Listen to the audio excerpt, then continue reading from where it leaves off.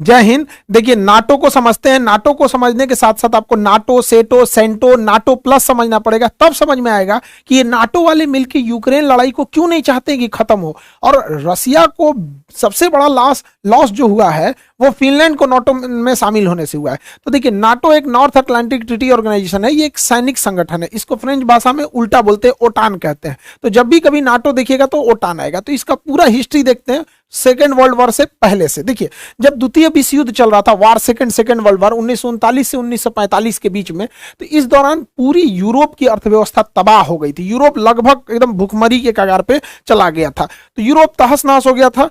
इसी बीच जर्मनी जो था, अब लगभग जर्मनी की हार तय थी, क्योंकि जर्मनी सेकेंड वर्ल्ड वॉर में बहुत कूद रहा था, लेकिन जर्मनी की हार लगभग तय समझ रही थी। और ये जो हिटलर है, हिटलर के मरने के 4 महीना पहले ही फरवरी 1945 में ये डिसाइड हो गया कि अब जर्मनी हार जाएगा। तो जर्मनी पर किसका अधिकार होगा, इसकी बैठक हो रही थी यूक्रेन के शहर याल्टा में। यही यूक्रेन जहां मार हो रहा है, इस का इतिहास है, मारधार से भरा हुआ है। तो यहां याल्टा में बैठक हुई। इसमें देखिए विंस्टन चर्चिल, रूजवेल्ट और स्टालिन आए थे लोग। Winston Churchill Britain, Roosevelt America से, स्टालिन जो आए थे रसिया से। तय ये हुआ कि जर्मनी जैसे ही हारेगा, जर्मनी के टुकड़े कर दिए जाएंगे।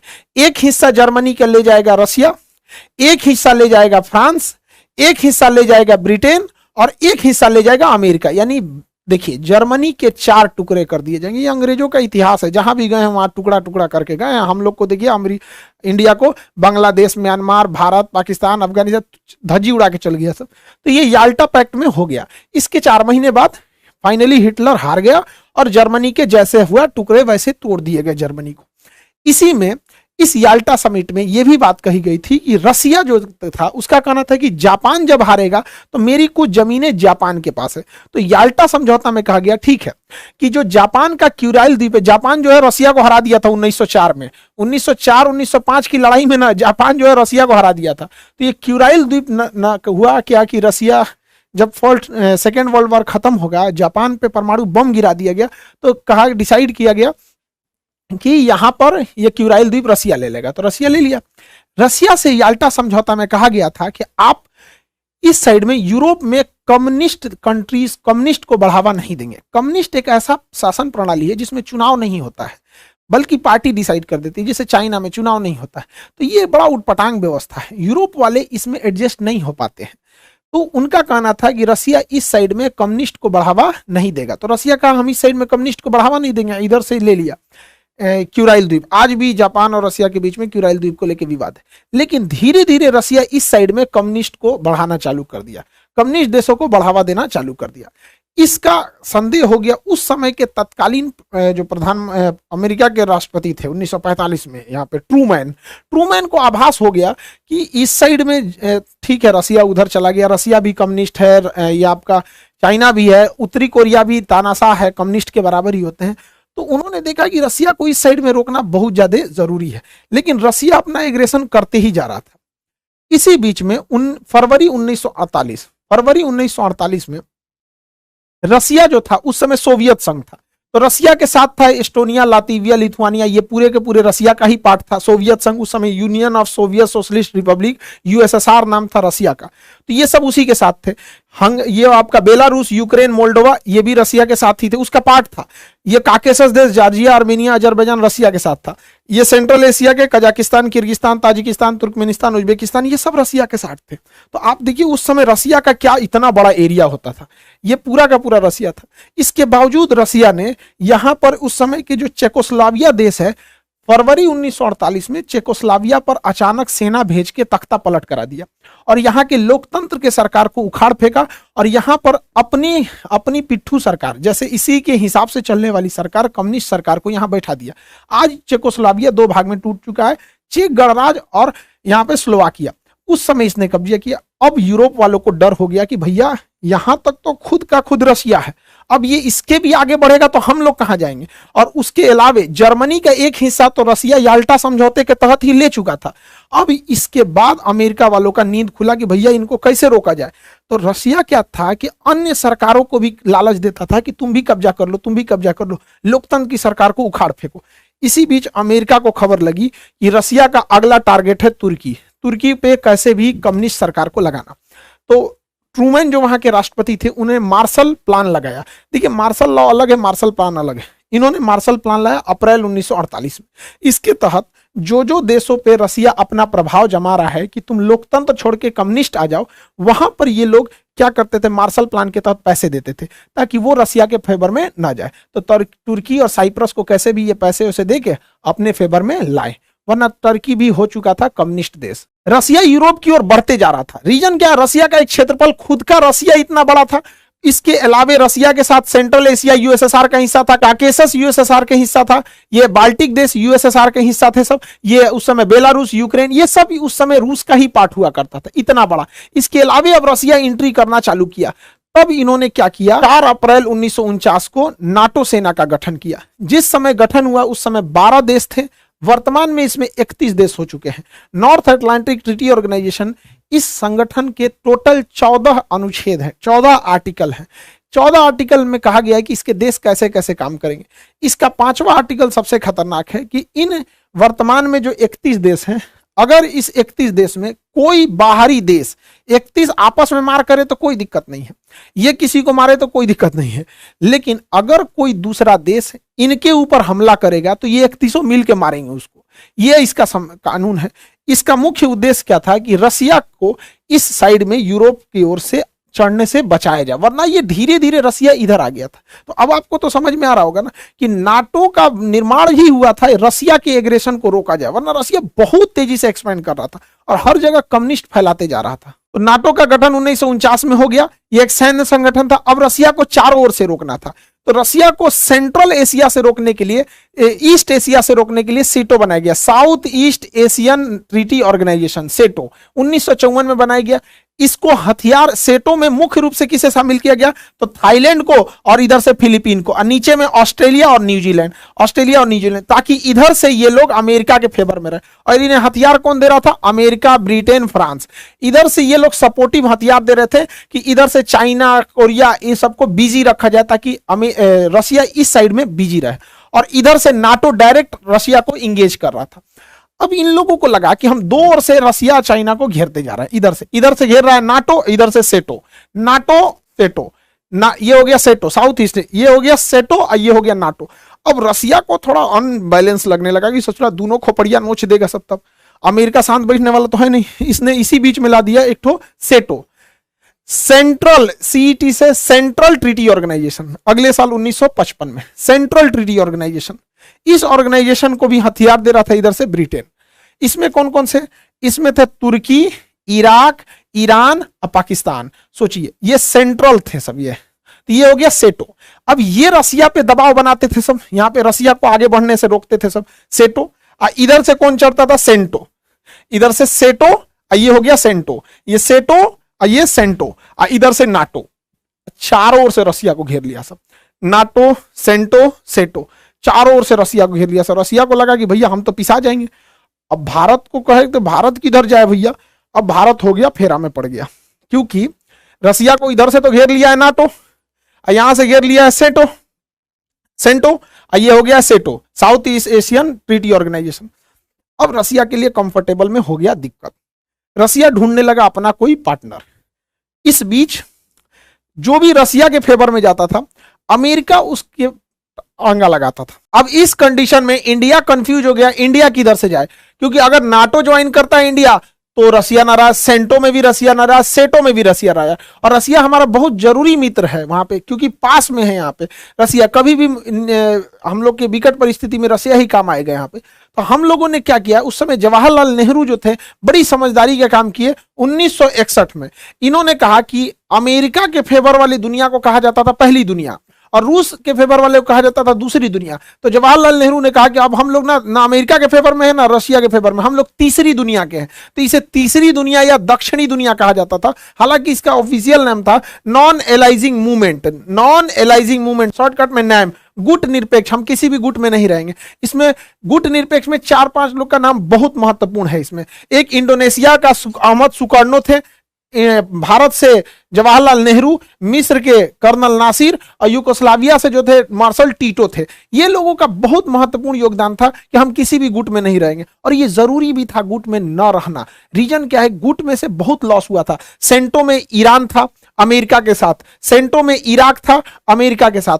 देखिए वही अमेरिका ने इराक को उड़ा दिया, तबाह कर दिया। वही अमेरिका ने ईरान के पीछे पड़ा हुआ है, जबकि एक समय था सेंटो की गठन अमेरिका ही नहीं किया था, इन लोगों को अपने साथ मिलकर कि रशिया को बर्बाद करना है यहाँ पे। इसलिए बहुत ज्यादा इंटरनेशनल रिलेशन के मामले में हम लोग अमेरिका और वेस्टर्न देशों पे भरोसा नहीं कर सकते हैं यहाँ पे। तो ये चारों ओर से रशिया की घेराबंदी चल रही थी। अब रशिया ऐसा तो नहीं है कि चुपचाप बैठा रहेगा। अगर आप रशिया को इधर से नाटो से घेरोगे, सेंटो से, स्टेटो से, चारों ओर से घेरोगे, रशिया भी तो कुछ ना कुछ करेगा।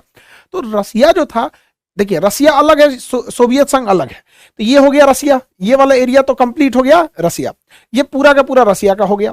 रशिया उस समय रशिया ना हो के यूएसएसआर था, USSR, union of Soviet socialist Republic association. तो यूएसएसआर के साथ ऑलरेडी उसी का था आपका बाल्टिक देश, Estonia, Latvia, Lithuania, Belarus, Ukraine, Moldova, ये उसी का था। जॉर्जिया, आर्मेनिया, अजरबैजान उसी का था। और सेंट्रल एशिया भी इसी का था। तो ये सब का सब हिस्सा जो था यूएसएसआर का हिस्सा था। इसके बावजूद रशिया नहीं रुका। इतना यूएसएसआर होने के बावजूद, ये हो गया रशिया, इसमें इसको जोड़ दीजिए तो यूएसएसआर। अभी रशिया क्या सोचा आगे बढ़ने के लिए, इसने क्या लाया, वार्सो पैक्ट। जिस तरह से अमेरिका नाटो ला रहा था, नाटो को काउंटर करने के लिए रशिया वार्सो पैक्ट लाया था। वार्सो पैक्ट 1955 में आया था। इस वार्सो पैक्ट के तहत रशिया अपने कम्युनिस्ट विचारधारा के देशों के साथ मिलकर एक संगठन बना रहा था, सैनिक संगठन। इस वार्सो पैक्ट में बहुत सारे देश थे, पोलैंड था, चेकोस्लोवाकिया था, हंगरी था, रोमानिया, बुल्गारिया, अल्बानिया, ये सब देश मिलके बनाते थे आपका ये वार्सो पैक्ट। अब आप जरा देखिए रशिया का डोमिनेंस कहां तक है। ओरिजिनली रशिया ये रहा आपका, ये तो ओरिजिनल रशिया हो गया, ये पूरा का पूरा ओरिजिनल रशिया। अब रशिया के साथ ये ब्लू वाला एम्पायर को आप जोड़ देते हैं तो ये हो जाता है यूएसएसआर, और उसमें ये आगे वाला हिस्सा देख लेते हैं तो वार्सो पैक्ट। अब आपको समझ में आ रहा होगा कि नाटो कितनी जरूरी हो गई थी इन वेस्टर्न कल्चर के लिए, वरना ये वेस्टर्न को तो खा जाता है पूरा का पूरा रशिया। तो इतना एग्रेसिवली ये रशिया आगे बढ़ रहा था, इतना बड़ा इसका क्षेत्रफल था, रशिया, सोवियत, यूएसएसआर और ये वार्सो पैक्ट।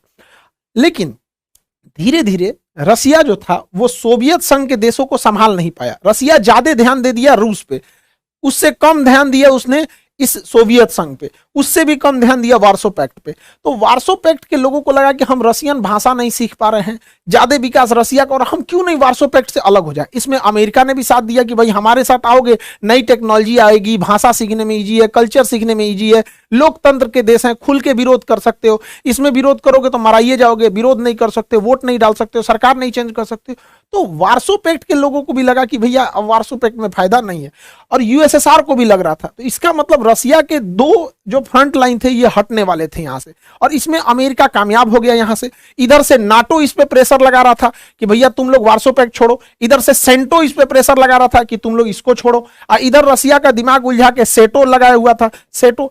इससे रशिया चारों ओर से उलझ गया और उसकी इकोनॉमी चौपट होने लगी। और गैरवाचोक वहां के जो राष्ट्रपति आए उसने पूरे रशिया को ही डुबा दिया। धीरे धीरे रशिया कमजोर होते गया। रशिया कमजोर हुआ तो सोवियत संघ कमजोर हुआ, और वार्सो पैक्ट के ये जो देश थे ये भी कमजोर होते गए। उधर नाटो दिन प्रतिदिन शक्तिशाली होते जा रहा था। 1989 का जो दशक आया, 1989, यह बहुत खतरनाक था रशिया के लिए। इस दौरान रशिया के प्रभाव से यह वार्सो पैक्ट खत्म हो गया, रशिया के प्रभाव से यह वार्सो पैक्ट खत्म हो गया। तो 1989 में खत्म हो गया वार्सो पैक्ट, यह वार्सो पैक्ट कमजोर हो गया। अब आप देखिए रशिया इधर से कमजोर हुआ और बर्लिन की दीवार तोड़ दी गई 1989 में। 1989 में बर्लिन की दीवार तोड़ दी गई। अब धीरे धीरे यूएसएसआर समेटते गया। दूसरा झटका क्या लगा यहां पर, यह वार्सो पैक्ट टूट गया, सारे देश कम्युनिस्ट छोड़ के धीरे धीरे वहां पर लोकतंत्र आने लगा, क्योंकि लोकतंत्र में सबको अच्छा लगता है। उसके बाद रशिया के लिए खतरनाक दिन आता है 1991, 1991। फाइनली रशिया के साथ जितने सोवियत संघ के देश थे वो टूटने लगे। सब इधर से टूटे, सब लातविया, एस्टोनिया, लातविया, लिथुआनिया, ये तीनों देश के लोग हाथ पकड़ के एक साथ खड़े हो गए थे, गाना गाते थे लोग। 3 देश तक लाइन लगाया था, सब सिंगिंग रिवॉल्यूशन कहा जाता है। एस्टोनिया, लातविया, लिथुआनिया ये कहे सब कि हम लोकतंत्र चाहते हैं, रूस के दबाव में नहीं रहेंगे, रूस से अलग होते हैं, हम अपना स्वतंत्र देश बनाते हैं। Estonia, Latvia, Lithuania, Belarus, Ukraine, Moldova, Georgia, Armenia, Azerbaijan, Kazakhstan, Kyrgyzstan, Tajikistan, Turkmenistan, Uzbekistan, ये सब के सब टूट गए सब, और हो गया, बच गया 1991 में इतना छोटा सा रसिया। तो रसिया के साथ इतना कांड हो गया, यहां से हाथ से गया इसका वार्सो पैक्ट, और ये वाला पूरा एरिया गया सोवियत संघ का, बच गया 1991 के बाद ये रसिया। जैसे सोवियत संघ का विघटन हुआ, ये भी नहीं चल सका सेंटो, क्योंकि सेंटो की जरूरत ही खत्म हो गई। अब ये लोग अमेरिका से मांगते थे मदद, अमेरिका देता ही नहीं था। बाद में इराक अमेरिका का दुश्मन बन गया, ईरान अमेरिका का दुश्मन बन गया। एक वक्त था अमेरिका ने इन लोग को हथियार दिया था, पैसे दिया था कि लड़ो, रसिया से बाहर कर दिया। यहां पे भी चाइना का प्रभाव आ गया, सेंटो सेना यहां से भी खत्म हो गई, यहां पे तो सेंटो भी खत्म हो गई, सेंटो भी खत्म हो गई। अब बच गया केवल इधर से तो नाटो बच गया, और नाटो अब तेजी से एक्सपेंड करने लगा। रीजन क्या था एक्सपेंड करने का? देखिए 1991 में जब सोवियत संघ टूट चुका था, रसिया वार्सो पैक्ट से भी पीछे हट चुका था और सोवियत संघ भी बिखर चुका था, तो रसिया यहां तक आ गया था। फिर भी नाटो की जरूरत क्यों लगती है? इसलिए जब 2002 के बाद पुतिन सत्ता में आए, तो पुतिन ने वापस उस ग्रेट रसिया की कल्पना किया, और उन्होंने कहा कि यह बिखराव एक बहुत बड़ा ब्लंडर था। तो यूरोपीय देशों को लगा कि ऐसा ना हो कि ये फिर से आगे बढ़ना चालू करें यहां पर, इसलिए दोबारा नाटो का एक्सपेंशन करना जरूरी था और नाटो का प्रसार किया जाने लगा। तो अगर आप देखेंगे तो आपको लगेगा कि भले नाटो एक्सपेंड कर रहा है, लेकिन नाटो की मजबूरी है। रसिया इतना एग्रेसिवली बढ़ रहा था कि यूरोप को तो कचल देता वो। इसी बीच 2014 में एक घटना होती है, यही यूक्रेन, इस ससुरा बहुत खचरई कर रहा था। तो यूक्रेन जो था वो कह रहा था कि हम रसिया के प्रभाव से मुक्त होना चाहते हैं और यूरोपीय यूनियन का सदस्य बनना चाहते हैं, ताकि वो इस पूरे देशों में अपना सामान बेच सके, यहां से ज्यादा कनेक्टिविटी हो सके। उस समय पुतिन का कहना था कि रूस के प्रभाव से तुम जा रहे हो यूरोपीय यूनियन में, लेकिन बाद में तुम नाटो में चले जाओगे, और नाटो में जाने का एक लॉस ये है कि नाटो के 31 देश एक दूसरे के सैन्य ठिकानों का यूज कर सकते हैं। अब देखिए नाटो में जो है 31 देश है, उसमें अमेरिका भी है। अगर यूक्रेन नाटो में चला जाता है तो नाटो सेना के संविधान के अनुच्छेद 5 के तहत कोई भी देश एक दूसरे के सैन्य संगठनों का यूज कर सकता है। तो यूक्रेन की सीमा तक अमेरिका की फौज आ जाएगी। अब बताइए रूस क्यों न चिंतित हो कि यूक्रेन अगर चला गया नाटो में तो नाटो की सेना कहां तक आ जाएगी? रूस की सरहद तक आ जाएगी। तो उस समय 2014 में पुतिन ने काफी समझाया था, लेकिन यूक्रेन कहा कि ना हम जइबे करेंगे यूरोपीय यूनियन में। तो यूक्रेन का एक निचला भाग जिसका नाम क्रीमिया था, 2014 में रसिया ने क्रीमिया पे अधिकार कर लिया और कहा कि यह क्रीमिया रसिया का हो गया। तो ये तो यूरोपीय यूनियन में चले गए, और यह साबित सही हुआ। पुतिन ने कहा था कि शुरुआत में ये जा रहे हैं यूरोपीय यूनियन में, बाद में चले जाएगा ये नाटो में, और वही हुआ। जैसे आए 2020 से ही जेलेंस्की, अब इन लोग को लगने लगा कि भैया हमारा देश है, क्रीमिया तुमने कैसे ले लिया? क्रीमिया कैसे ले लिया? हमारा देश है, हम चाहें अपने देश को नाटो में ले जाएं या कहीं ले जाए, हम यूरोपीय यूनियन में आ चुके हैं, अब हमको नाटो का भी सदस्य बनाया जाए। अभी ससुरा सोचिए रहा था कि बनाया जाए कि नहीं बनाया जाए, ताबड़तोड़ मार दिया पुतिन हमला करके यूक्रेन। ससुरा तो नहीं, तुम जब सदस्य बनेगा तब ना आर्टिकल 5 लगेगा और बाकी तुमको बचाने आएंगे। अभी कोई इसको बचाने नहीं आ रहा, और यूक्रेन को केवल ऐसे ही हथियार प्रोवाइड कराए जा रहे हैं जिससे यूक्रेन केवल अपनी सुरक्षा कर सके, क्योंकि नाटो और पश्चिमी देश भी यही चाहते हैं कि रूस इसी में उलझा रहे और बाकी ये लोग विकास का काम करते रहें। देखिए 1 साल से लड़ाई हो रही है, हमारा देश भी बहुत तरक्की कर रहा है। मोदी जी कभी ऑस्ट्रेलिया जा रहे हैं, जापान जा रहे हैं, अमेरिका जा रहे हैं, मिस्र जा रहे हैं, लेकिन जरा रूस को देखिए 1 साल से उलझा हुआ है। अगर उसको 10 साल ये लोग उलझा देंगे तो रूस बहुत पीछे चला जाएगा। तो ये नाटो वाले भी नहीं चाहते हैं कि यूक्रेन का युद्ध बहुत जल्दी खत्म। रूस के लिए सबसे बड़ा सरदर्द क्या हो गया कि वो सोच रहा था कि यूक्रेन नाटो में न जाए, लेकिन यूक्रेन में तो उलझ गया। इसी बीच जैसे रूस ने यूक्रेन पर हमला किया, बाकी के देश डर गए सब। अब फिनलैंड को लगा कि ससुरा कहीं हमको भी रूस मत मार दे, हमको भी रूस मत मार दे। तो फिनलैंड ने कहा कि भैया हमको नाटो ज्वाइन कर लो, क्योंकि अगर हमको रसिया मारेगा तो नाटो का आर्टिकल 15 के तहत बाकी के सारे देश मिलके मारेंगे। फिनलैंड कहा कि हमको भी शामिल करो भैया, यूक्रेन के बाद हमारा नंबर है यहां पर। अब नाटो का नियम यह कहता है कि नाटो में अगर कोई नया सदस्य आना चाहता है तो उसमें पहले जितने सदस्य हैं वो सब के सब लिखित देंगे कि हाँ हमें कोई विरोध नहीं है। यदि पहले से शामिल कोई भी सदस्य ये कह देता है कि हम इसका विरोध करते हैं तो फिर उसके बाद उसमें नाटो में उसे शामिल नहीं किया जाएगा। अब फिनलैंड चिल्लाने लगा कि हमको शामिल करो, हमको शामिल करो। नाटो वाला कहा हाँ हाँ आ जाओ आ जाओ, और अच्छा है और अच्छा है, आज नहीं तो कल यूक्रेन शामिल करबे करेंगे। हमारी सेना रूस के सिधाने पहुंच गई इधर से, खोपड़ी पे पहुंच जाएगी इधर से, टेंशन क्या, क्या है, यहाँ एस्टोनिया, लातविया, लिथुआनिया में हम लोग पहले से बैठे हुए हैं, ले यहाँ तुर्की में पहले से हैं, तुर्की अड़ंगा लगा दिया, कहा ना तो भाग यहाँ से, फिनलैंड।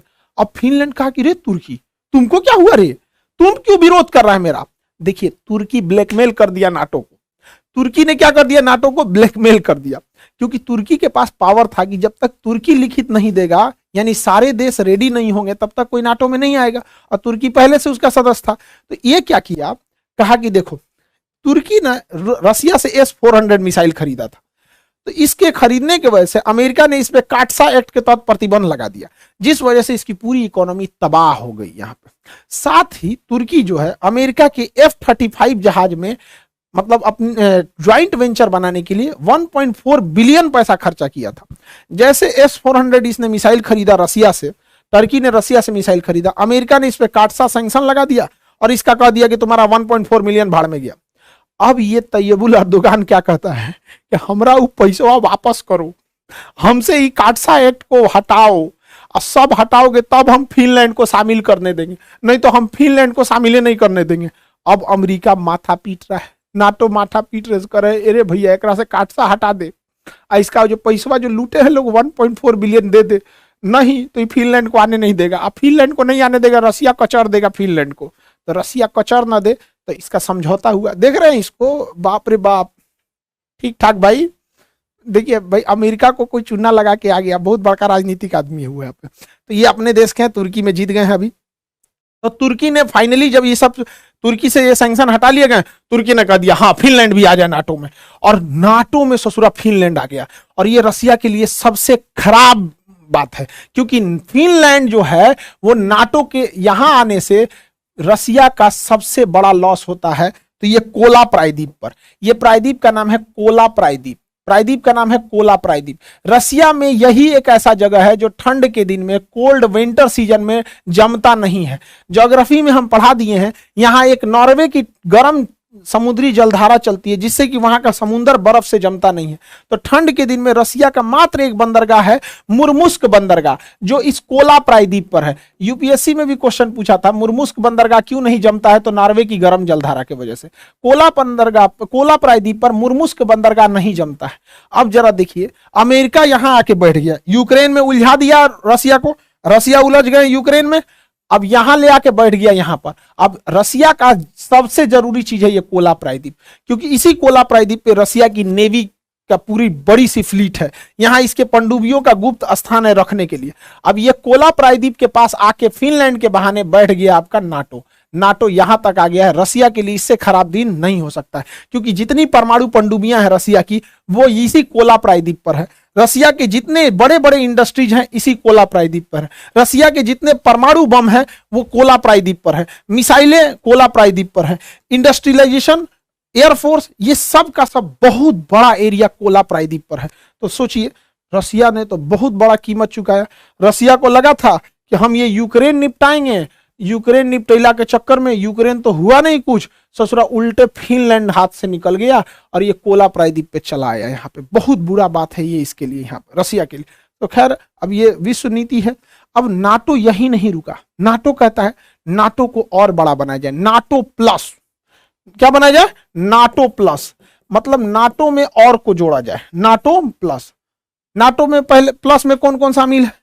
पहले से इजराइल शामिल है, साउथ अफ्रीका, साउथ कोरिया शामिल है, जापान शामिल है, ऑस्ट्रेलिया और न्यूजीलैंड शामिल है, यानी पहले से ही 5 गो देश शामिल है।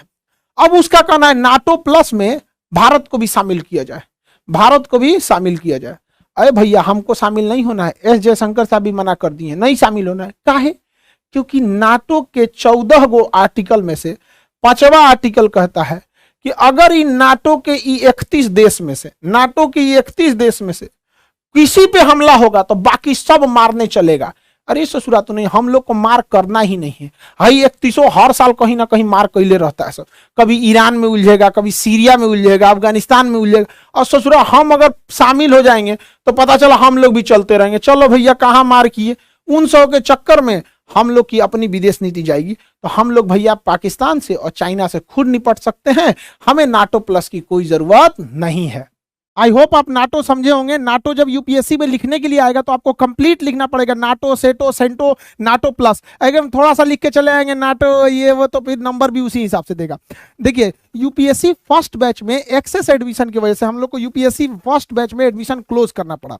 यूपीएससी सेकेंड बैच को हम लोग लॉन्च कर दिए हैं। ये जुलाई के फर्स्ट वीक से यूपीएससी सेकेंड बैच स्टार्ट हो जाएगा। इंडिया के सबसे बेस्ट फैकल्टी के साथ ये सेकेंड बैच भी स्टार्ट किया जाएगा।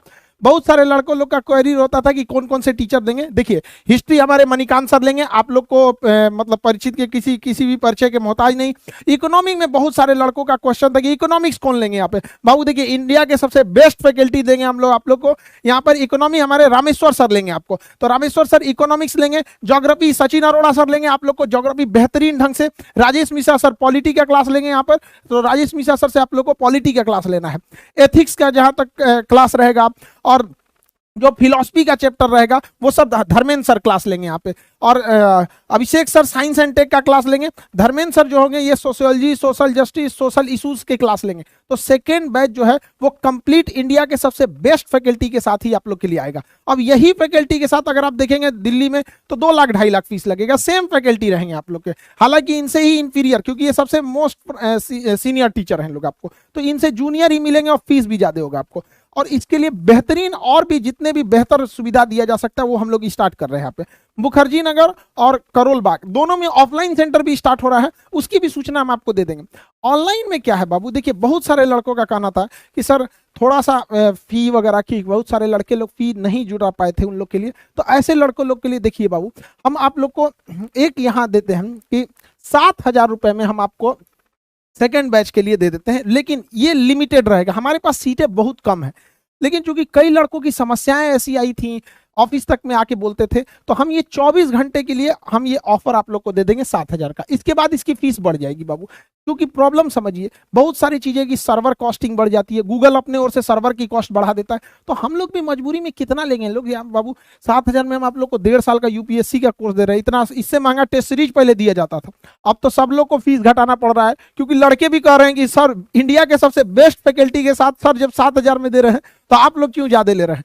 खैर आप लोग के लिए हमेशा जब भी जरूरत रहेगी हम आप लोग के लिए खड़े रहेंगे, लेकिन देखिए समझ बाबू 24 घंटा तक हम लोग शायद ही इस ऑफर को चला सके। रीजन क्या है कि मजबूरी में बहुत सारे लड़कों का पेमेंट फेलियर हो गया था, तो उनकी समस्याएं थी जो जेन्युइन समस्या थी।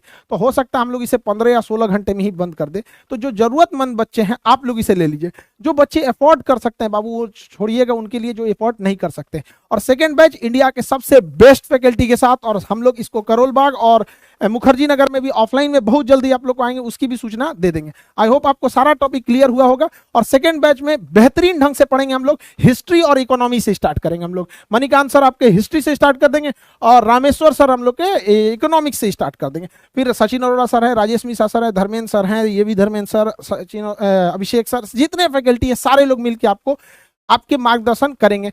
आगे जरूरत पड़ेगी तो फिर उसी हिसाब से मेंटरशिप वगैरह सारी सुविधाएं दी जाएंगी। आई होप आप समझे होंगे। मिलेंगे नेक्स्ट क्लास में। जय हिंद।